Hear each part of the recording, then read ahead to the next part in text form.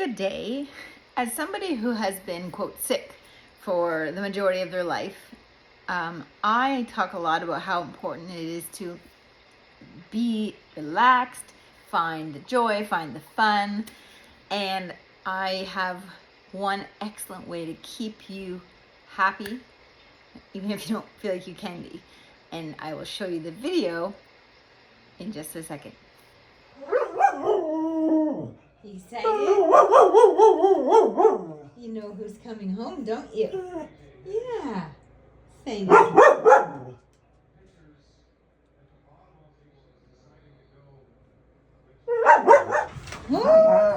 There's a monster in the bushes. You're poor.